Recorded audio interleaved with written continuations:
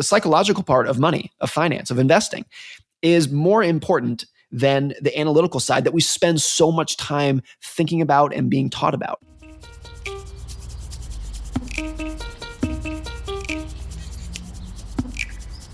Welcome to Take the Long View with Matt Hall. This is a podcast to reframe the way you think about your money, emotion, and time. The goal? Helping you put the odds of long-term success on your side. Morgan Housel just wrote the best personal finance book I've ever read. In fact, I bought 200 copies to give to clients and friends. That's how sure I am that this book is going to make an impact in the same way I've tried to make an impact, but better. Now I'll tell you a bit about his background, but don't forget what I just said. This is the book you need to read, period.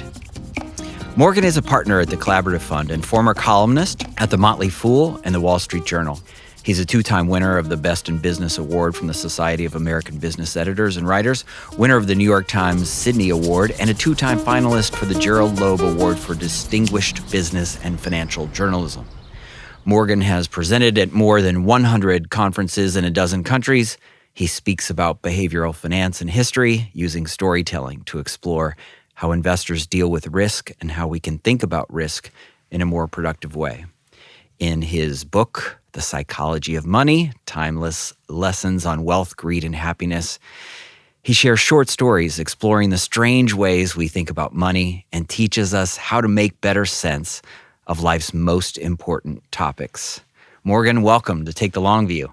Thank you so much for having me, and thank you for that wonderful introduction. I appreciate it. Yeah, well, you did it. I mean, I don't know what your goal was when you set out to write The Psychology of Money, but I think, well, at least from my perspective, I think you may have hit a big goal, which is a readable and interesting and at the same time educational book on money that will actually make a difference.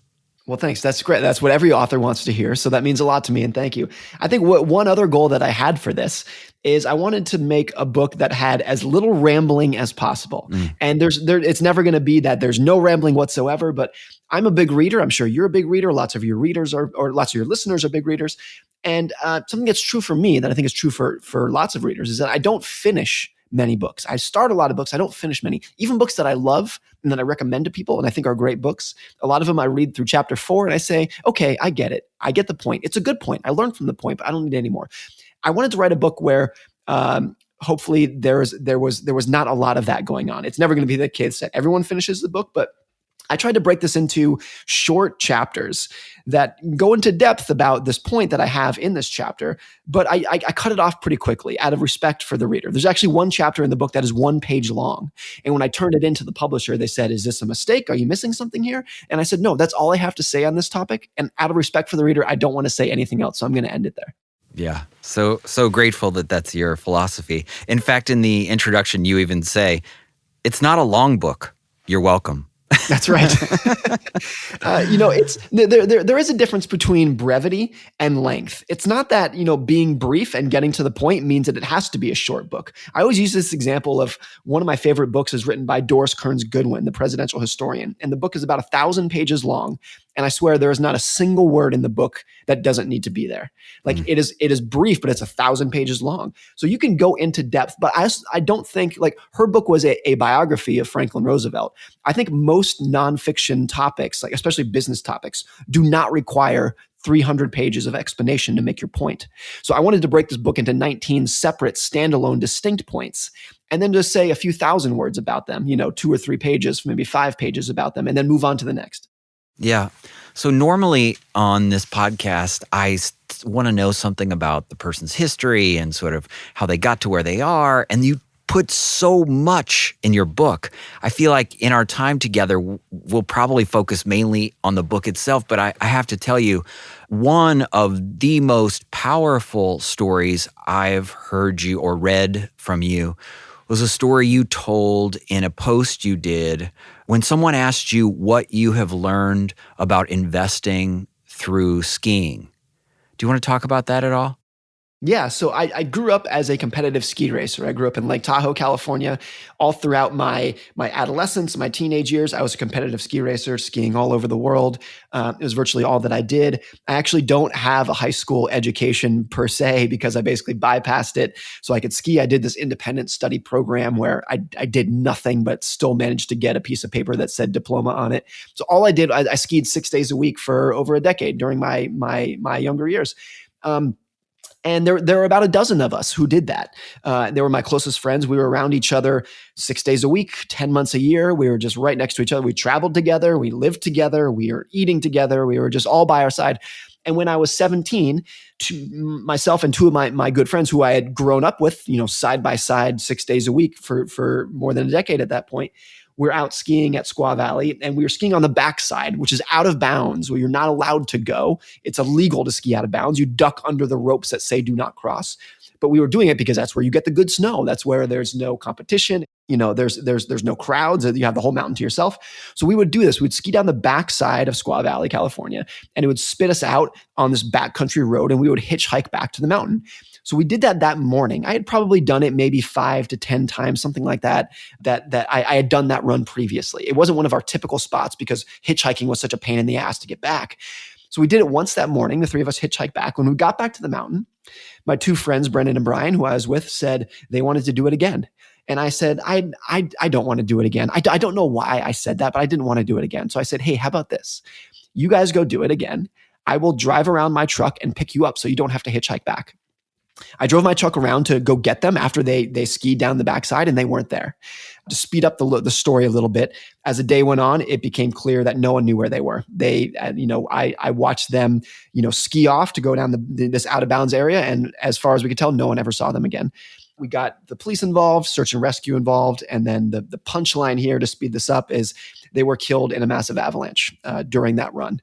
And it had this big, of course, it had a huge impact on me. We were 17 years old at the time, which at the time we thought 17-year-old, I think we thought of ourselves as young adults. But I look back at that and we were children. Now that I look back at that, we were kids. Like, no offense to any 17-year-old who might be listening to this, but I really view ourselves as we were just kids at the time. Yeah. So it had a huge impact on me at the time. And so I was asked at a conference, what did skiing teach me about investing? And I just started telling this story. It was all I could think about. And I think the takeaway for me was the consequences of tail risks. And I say that because we knew when we were skiing that what we were doing was dangerous, it was illegal, and it might have negative consequences.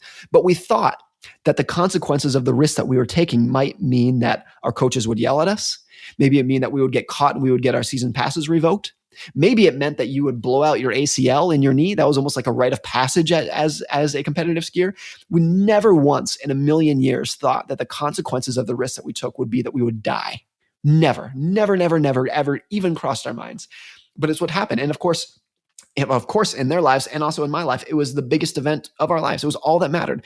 This low probability tail end event was all that mattered. It moves the needle for the rest of our lives. And I think it's true in investing as well, that it's not the little things that we're paying attention to. It's not the small risks that are always in the news, always in the headlines. That stuff does not matter. It's the tail risks that move the needles in your life. It's September 11th. It's COVID-19. I mean, I make this point in the article that you referenced that for the last decade, investors and economists argued over what was the biggest risk for the economy.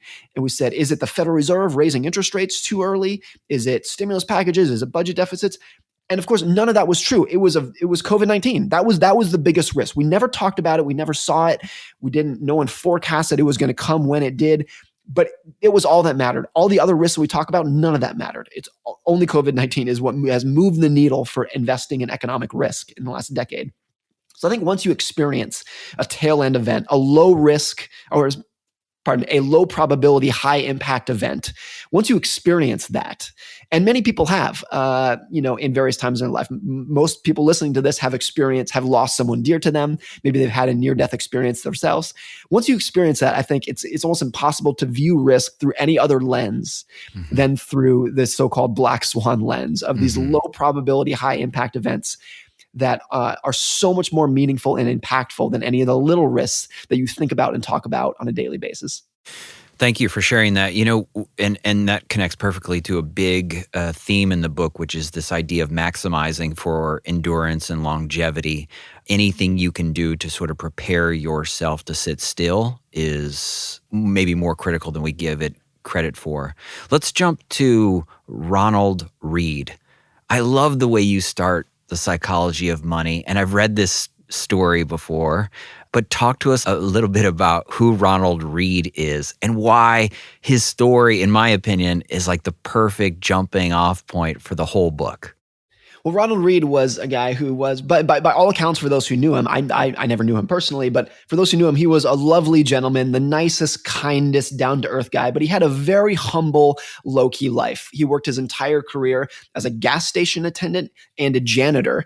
His friends who knew him said the only hobby that he had was chopping firewood. He was the first person in his family to graduate from high school, and he only did that because he was walking something like 5 or 10 miles each way to the high school to get there. Just like the lowest, humblest upbringing and life that you can imagine. And when Ronald Reed died, his friends who knew him were shocked to learn that he left, I think, $7 million to charity. And everyone said, where did Ronald Reed, this janitor, this gas station attendant, get all this money? And they started looking through his paperwork, and they realized that there was really no secret to it. There was no inheritance. There was no lottery winnings. There was nothing like that. What he did is he took what little money he could save as a janitor, and he invested it in blue chip stocks, and he left it alone for like 60 years to compound. And that was it. That was his entire story that let him donate millions of dollars to his local library and some local schools and local hospitals. That was the end of his story. And to me, it's so important. Like that story, just as you mentioned, you had heard it before. It was pretty big in the news when it came out many years ago. But to me, I think a big part that was overlooked in this, that is so important to the psychology of money, is, of course, Ronald Reed had no financial training, no education, no financial background, no experience, no connections, no resources, but he still did ridiculously well as an investor because he had mastered, whether he knew it or not, the psychological side of investing. He was patient. He wasn't greedy. He left things alone. He let things compound. He didn't freak out. He wasn't trading. He just bought some companies and let them compound for decades. And I think that is all you need to do well in investing. It's not that the analytical intelligence side is not important. If you are someone who is very smart, you have a lot of financial sophistication, it's not that it's not important. But if you mix a lot of technical sophistication with bad behavior, the bad behavior is going to win out. Always, every time. You can be the best stock picker in the world, but if you panic in March of 2020, none of it matters. It's all extinguished. It's all neutralized. On the flip side, if you are Ronald Reed and you have no financial sophistication, no knowledge, no experience or training, but you do have good behavior, the good behavior still wins out in that point, and you can do very well over time, which is just this observation that the psychological part of money, of finance, of investing is more important than the analytical side that we spend so much time thinking about and being taught about. Like most of finance is taught as a math-based field where it's formulas and data and charts. And it's not that doesn't matter, but if you mix that without the right behavior, then none of it matters. It's all gone. Mm-hmm. So it's just this observation that of how important the psychology side of money of investing is. And I've often viewed through my years of writing about this, I came to realize that investing is not the study of finance. It's the study of how people behave with money. And those behaviors are really all that matters. Like people's relationship with greed and fear, people's ability to take a long-term mindset, like who you trust and how gullible you are. None of those things are typically found in a finance textbook per se or an economics textbook, but they make all the difference in the world to investing outcomes. Yeah. Well said. That's one of the things that's so powerful about the book is you shine a light, I think, on the things that matter and that are often ignored or undervalued. The opposite of Ronald Reed is Richard Fuscone? Yep, that's right. Tell us just a bit about his story. Well, Richard had almost the exact opposite upbringing of Ronald Reed. He was born to a wealthy family. He went to Harvard. He got his MBA from University of Chicago. He went to work on Wall Street and literally became one of the most important, powerful men in global finance. He was a vice chairman of Merrill Lynch, running one of their largest divisions. He retired in his early 40s to pursue charitable activities. That was how successful he was in his career. And just from the outside, just about as successful and wealthy a person as you can imagine. He owns several huge mansions, multiple 10,000 square foot mansions with elevators and whatnot. Just kind of the epitome of financial success and wealth. And not long after Ronald Reed died, Richard filed for personal bankruptcy. He told the bankruptcy judge that he had no income left, that the financial crisis had completely wiped him out. There was one story that I read there where he said that he had been wiped out to such a degree that his only ability to buy food for his family was selling the furniture out of his house. Mm. And I think this is actually, I have no ill will against Richard. I'm sure he was a very smart guy, but to me, it's just fascinating because it's almost the polar opposite of Ronald Reed, that Richard had all of the education, all of the experience, all the sophistication, the connections, the assets, the resources. He had all of that. But from the outside, apparently he did not have the psychological side. It seems like from the outside, he was greedy. He got in way over his head with debt that he was not able to service over time. And so that's the opposite of Ronald Reed. And again, if you mix all that sophistication that Richard had, with bad behavior, the behavior wins out. So, and I also don't think there's any other field where Ronald and Richard's stories can coexist. Like there's no other field where someone with the best education, the best training, the best experience, the best background can massively underperform someone who has no training and experience and background. It's totally impossible to think of Ronald Reed performing open heart surgery better than a Harvard-trained cardiologist. It could just never happen. It would just be impossible for that to occur. But those things do occur in finance, which again is just this observation of how important the softer psychological side that is kind of inborn in a lot of people, and how important that is. Yeah, can be a great equalizer. Okay, so you talk about the hardest financial skill is getting the goalpost to stop moving. What's that mean to you? Yeah, I think, what's so important about this is that if you are lucky enough, let's just start at the basic level of like most of us want more money, more wealth, more income to be happier. That's like the baseline foundation of what we're doing, right? And it's a pretty obvious observation, but it's easy to overlook that if you are lucky enough to have an income that goes up or a net worth that goes up and your expectations rise by the same amount, if for every dollar of income you get, your expectations rise by $1, then you feel like you're in the same spot. The classic hedonic treadmill that we talk about where your expectations adjust with your circumstances so you don't feel as better off. What's important about this is that we as an industry spend so much time talking about how to grow your income, how to grow your wealth, how to grow your investments. That's the focus of this industry. And it's not that is wrong or that's bad. Of course, that's a great thing. But we need to, and able to be happy with our money, spend almost as much effort managing our expectations as we put into growing our income and wealth. It is just as important in the calculation of how do you become happier with your money over time. The expectations part is just as important as the growing your income and assets part. And it's easy to overlook. I think one analogy here is something like diet and exercise, where look, there are a lot of Americans spend a lot of time and money in the gym and still cannot lose weight. If that's their goal, they're going to the gym to lose weight, they cannot do it. And there have been a lot of studies that show exactly why this is. It's not a very complicated equation. It's something called food compensation, where a lot of people will go to the gym and they will burn, let's say, 1,000 calories. And then directly after they go to the gym, they feel entitled to go home and eat a 1,500 calorie meal. And so it's just completely offsets what you just did in the gym. And then you feel like you went nowhere. You do go nowhere because what you just burned, you immediately offset as soon as you left the gym. The takeaway from that is what really matters for exercising, for losing weight, is not how many calories you burn in the gym. It is the calories you burn in the gym and then do not offset after your workout. It's the gap between those two. That is what actually helps you lose weight. And it's the same with money, I think. That how happy you are with your money, the results that you get from your money is not just about how much money you make. It's how much money you make, and then you don't offset it by spending more or raising your material expectations and your aspirations after that.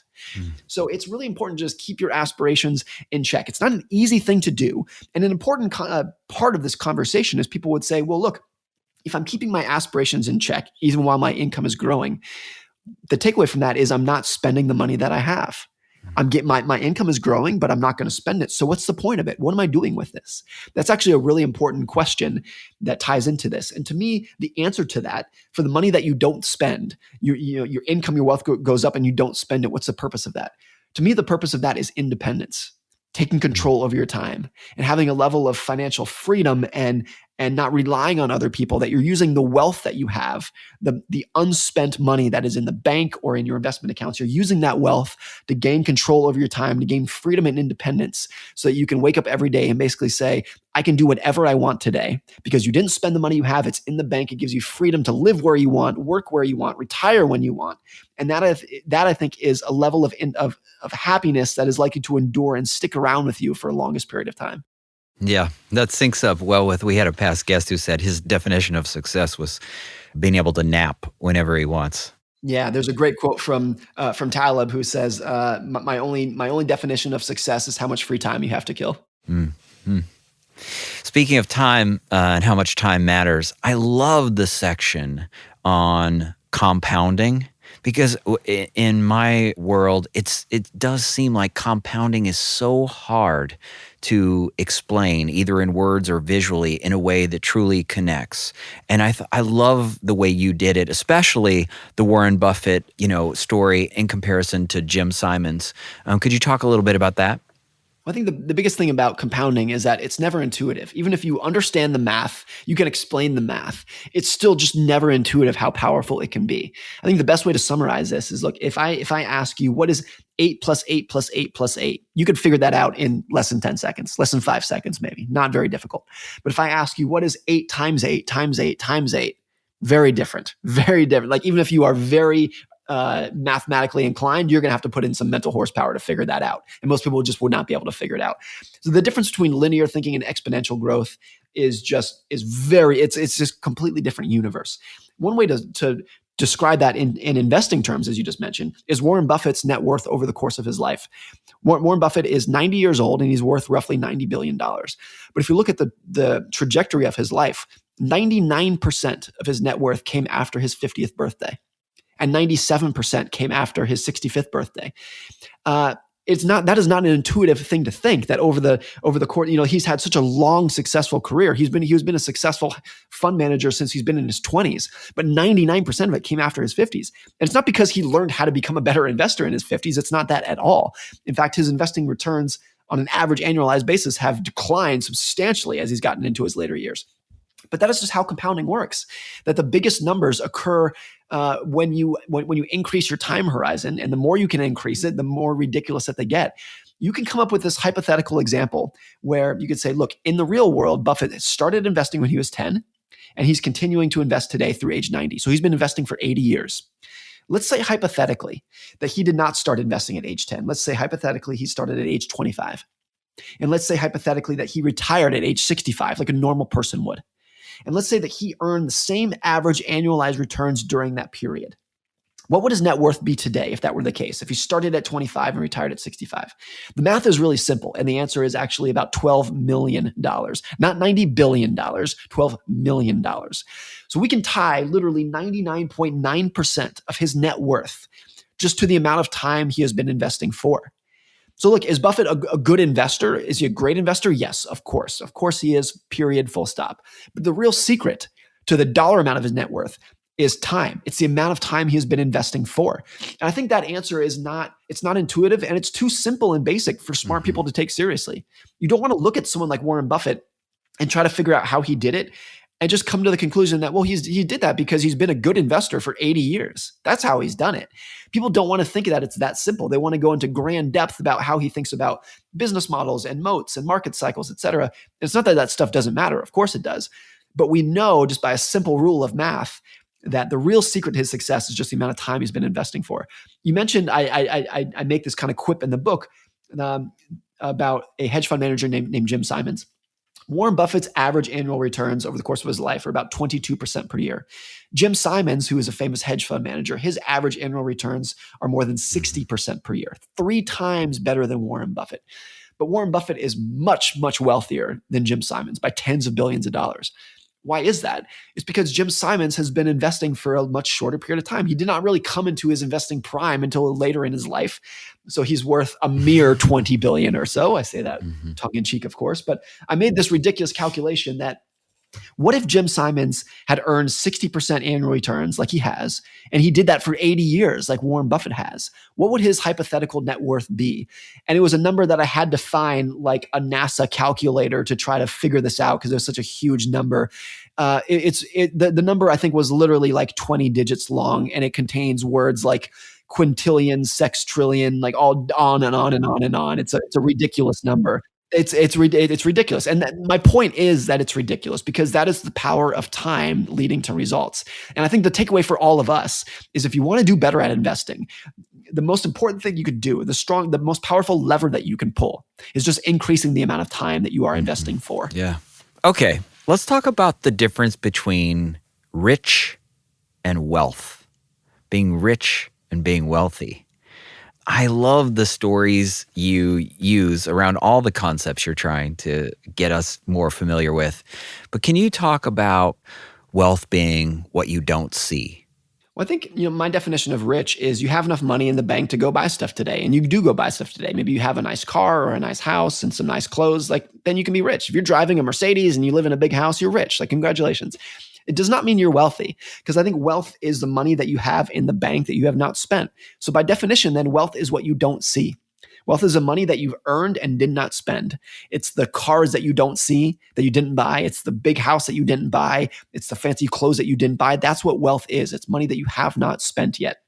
What's important about this is that if you don't see wealth, it's very hard to learn about other people's success because you can see their richness. You can see the car that they drive. You can see the house that they live in. That's what's visible to you.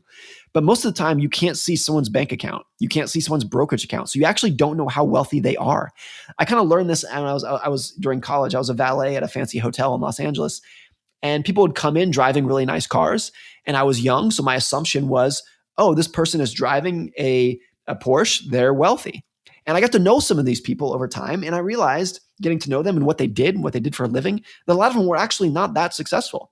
They were mediocre successes, and they spent, half their incomes on a car lease payment. And that to me was just this eye-opening thing of wealth is like, just because someone looks rich does not mean they're wealthy. You cannot see their wealth. What's hard about this is that if you go back to diet and exercise, you can see people's physiques. They're visible to you. So I can look at someone and kind of even subconsciously say, I want to look like that person. I don't want to look like that person. I should exercise so I can look like that person, and I don't look like this. Like it's all visible to you. People's physiques are visible to you. So it's easy to have fitness role models, so to speak, because you can see it and you can see who you want to be and who you don't want to be. Wealth is actually totally the opposite, though. You can't see people's wealth. So how are you supposed to have a good role model? How are you supposed to know that if someone is Ronald or Richard in real time before, Ronald dies and we learn about his net worth, or before Richard files for bankruptcy? How do you know who to admire in that situation? Because obviously, in hindsight, I think most people would rather be Ronald. They would rather be the rich person than they would rather be the humble rich person versus the humble wealthy person versus the guy who has a big house and big cars but then goes bankrupt and loses it all. So who do you look up to in real time? It's very difficult. And I think we have to be very careful at finding financial role models if we're only judging their success based on their outward appearance versus what we actually know about their internal wealth that we don't see, and which is their actual income and their actual assets and investments that they've accrued over time. I love the section of the book on aim to be reasonable, not rational, or reasonable is greater than rational. And the way I thought of it after I read that little section was it's okay to sin a little if it allows you to leave the real investments alone or provide the endurance necessary to stay the course. Is that the essence of that section? Yeah, I think that's right. I would even state it a little bit blunter and say, just because someone else thinks that some action is a financial sin, it actually might be the right thing for you to do. Mm-hmm. We spend a lot of time in investing and in finance talking about how to make rational decisions. This is a rational thing to do with your money. How can we be more rational? And I actually push against that because people are not machines. They're not spreadsheets. They're not rational thinkers. People don't make financial decisions on a spreadsheet. They make them at the dinner table. They make them, in a conference room with their coworkers, where all these other emotions and nuance and personal expectations and variant goals come into play. So I think rather than aiming to be rational, I think we should aim to just be reasonable. And that's the best that we can do. That's the best that we can hope for. I mean, one example that I use in the book is this concept of fevers, where a fever is a very rational thing to want, because a fever is your body's response in fighting an illness. And fever is a helpful thing in being able to battle and overcome an illness that's inside of you. So we should want fevers. We should welcome fevers, but nobody does. Even doctors, if you get a fever, it's, oh, here's some Tylenol. Let's get rid of that. Let's get that out of you right away. Everyone rejects a fever and they view it as nothing more than a nuisance.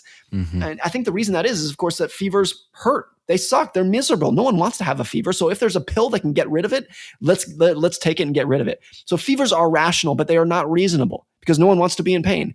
And I think there's a lot of things actually like that in finance that they're saying, that the best that we can do is to hope to be reasonable.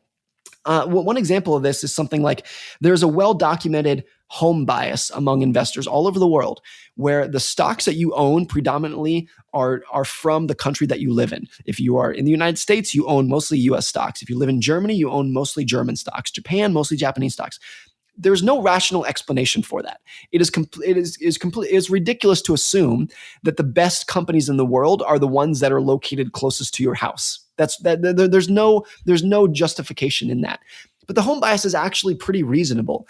If by owning stocks that you are most familiar with because they are from your home country, if that helps you take the leap of faith and able to understand where your money is going, and it's going to make you more comfortable at investing for the long run. It helps you kind of, wrap your head around the investments that you're making and how the companies that you own are doing. If that helps you keep a long-term perspective, then I think that's great. It's not rational, but it's a very reasonable thing to do. I think that's a wonderful thing. Something else is something like paying your mortgage off, which in the United States at least is one of the worst financial decisions you can make, because you can get a 30-year fixed rate mortgage for like 2.8% these days. So you will be so much better off having a big mortgage and investing your excess cash in the stock market. You'll do so much better over time. So it's not rational to pay off your mortgage, but it's very reasonable for a lot of people to pay off their mortgage. It's a reasonable thing to do if it gives you a sense of security and stability, that no matter what happens in your job or what happens in the recession in the stock market, no one's going to take your house from you. This is your house. The bank can't take it away from you. This is yours. Stability for your family, for your kids. Even if you cannot justify that on a spreadsheet, it makes no sense in terms of dollars and cents. It can be a very good financial decision. Let's frame it this way. It can be a terrible financial decision and a very good money decision for you. It's not rational, but it can be very reasonable for people. And I think that mentality, that framework applies to a lot of things that we should embrace with money. Let me ask you this about the book. You decided to share your own personal investment strategy. Why'd you do that? I thought it was really important. I mean, I didn't feel good talking about, how other people deal with money and then not talking about my own. So the last chapter of the book is called Confessions, and I try to open the kimono on my and my wife's finances as much as possible. There's no numbers, there's no figures, but leaving that aside, I try to be as transparent as I could about how we think about money and what we do with our own money. And I think, look, we don't talk about that enough. There are a lot of famous money managers, famous financial pundits and consultants. And by and large, we have no idea what they actually do with their own money. They spend all day talking about what you should do with your money, but what do they actually do?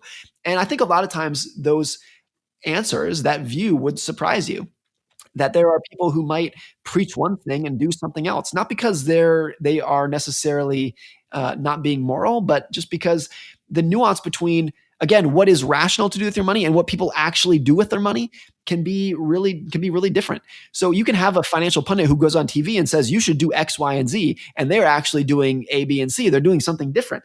And that's actually okay, because if A, B, and C is what works for them, helps them sleep at night, is more attuned with their own unique goals and circumstances, then that's a fine thing to do. So I think it's a really interesting view into how they think about money, is to just tell them, don't tell me what you think is right. Show me what you actually do with your money. I kind of got this idea after reading a study that showed that oncologists, when they get cancer themselves, when a cancer doctor gets cancer themselves, they treat themselves very differently than they treat their own patients when they're treating someone else. By and large, when an oncologist is treating another cancer patient, it is, let's throw the kitchen sink at this. surgery, chemotherapy, etc. When oncologists get cancer themselves, they by and large, when it's terminal cancer, they by and large just say, give me palliative care and just let me go. Don't let's not throw the kitchen sink at this. So that difference between what they recommend for others and what they do for themselves is often like that to me really gets at that. It's just such a spotlight on the nuance of these topics, whether it's medicine or investing. So I think it's really important. It felt good to me to kind of let it all out there, because money, of course, is a taboo subject that we don't often talk a lot about. Definitely not the numbers, but even if you leave the numbers aside, just the philosophies of what we do with our own money, how we save, where we spend, what our goals are, what our fears are, is something that we talk about in broad terms, but very rarely personal terms. So it felt good to get it out there. Is there anything you left out of the book that after it was all said and done, you look back and you think, man, I really should have addressed this or that? Not yet. I'm sure that will happen. I mean, one thing that's interesting is I finished writing it in January of 2020. So this was all pre-COVID. And of course, if I had been writing it 4 months later, I would have added a little bit more in there. But it was actually okay. I set out to write this. I wanted these things to be timeless. I didn't want anything to be topical to the news cycle. I wanted these things like what has been true in finance for 100 years and what will still be true 100 years from now. That was always really important. I mean, one thing that reminds me about your question is that with a book, once you turn it into the printer, it's done. You can't change anything. You can't update it. It's done. So I actually don't want to read it today. And even if I just open up and look at a paragraph, I will kind of wince and say, oh, I could have written that better. I could have written this differently. So I just don't even make myself suffer with that. And I don't read the book. I don't even open up any of the pages because it's done. I can't change it anyways. So, there's not necessarily any topics that I feel like I left out. But I think in many ways, COVID has reinforced some of the ideas in there about dealing with tail events, about the need and the benefit of room for error, and about being surprised, things coming out of the blue, which are all topics that were written about in the book. I just didn't know when I was writing this in January that we were weeks away from living it in real life. Yeah. How do you describe your tone or writing style if you were talking to someone who hadn't read your work before? There's no one else who has, the same voice as you. It has such a your style of writing, I think, is truly unique. How do you describe it to someone who's not familiar with your work? I would hope, my goal at least is to have radical empathy for the reader and to waste as little of their time as possible. I just get that because I'm a very impatient reader. If I'm reading something and even if I read one sentence that is confusing to me or I feel like doesn't need to be there, most of the time I'm like, okay, bye, I'm gone. You lost me. I'm out of here. Particularly early on. If you don't catch my attention in 2 sentences, I'm gone. I'm out of there. I'm moving on to the next article. So I try to keep that in mind when I'm writing for other people. There's a great book by Stephen Pressfield. The title of the book is No One Wants to Read Your Shit. That's such a good title because it summarizes what good writing is. No one wants to read it. If you're writing bad stuff, fluff doesn't need to be in there. Get it out of there. Mark Twain had a quote too, where he says, to become a better writer, leave out the parts that readers tend to skip. Which is so true too. Everyone knows when they're reading, there are parts that you skip. You get to a paragraph and you can intuitively know this paragraph is not important. I'm just going to skip it. Okay, then if you're writing it, leave that paragraph out. That's what I try to do. So it's like, how do you say, to me, the best writing is saying the most amount of stuff in the fewest words possible. And that's the philosophy that I keep in mind that maybe comes through in the voice. Yeah, I think you nailed that. And I have to say, I have never in my life read a book or a paperback in my hands and listened to it at the same time. I felt like I had to do that, so I bought the book twice. I mean, I bought it 202 times maybe, but I bought the book, the audio version, and had the print version in front of me because I wanted to soak it up. I think there is an adjustment required in part because you do exactly what you intend to do, but it makes for dense and really powerful statements. Although you don't use fancy language, but you can make a huge point in 8 words that takes a second to really absorb. And I just think your thoughtful style is really, really appreciated. So thank you for caring about the reader. Well, thanks. That's great to hear. It makes me happy. Yeah. So aside from reading the book, which I'm going to make everyone I interact with do, where can people learn more about you and what you're up to? So most of where I spend my time, all my writing, all my thoughts, whatnot, are on Twitter. My handle is Morgan Housel, my first and last name. That's where I spend most of my day, for better or worse. Twitter has become my drug of choice. So that's where most people can find me. Okay, great. Morgan, anything we should have talked about that we didn't? No, I think this has been great. Okay, and you're going to write another book? Yeah, we've signed the contract for it. I'm probably not going to start writing it until, Q1 or Q2 of 2020. And there's a big lead time on book. It probably won't be out until maybe early 2022, something like that. Yeah. Well, I just want to say thanks for your massive contribution to helping investors. As I said, I think this is the best money book I've read, and I've read a few. So really appreciate it, and appreciate your time being on. Well, thanks very much. That means the world to me, and I appreciate it. Thank you. Wow, amazing stories. I'm Buddy Reisinger, a longtime member of the Hill Investment Group team that helps translate Matt's thinking into action for our clients. If you want to learn more about evidence-based investing, moving like Federer, or gaining back weeks of your life, head on over to our website, hillinvestmentgroup.com, and order a complimentary copy of Matt's book, Odds On. Or, even better, set up a complimentary call or meeting, and we look forward to hearing your story.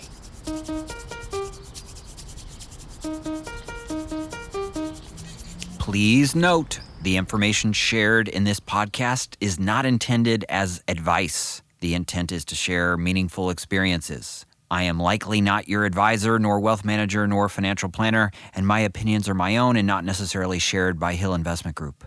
Investing involves risk. Consult a professional before implementing an investment strategy. Thank you.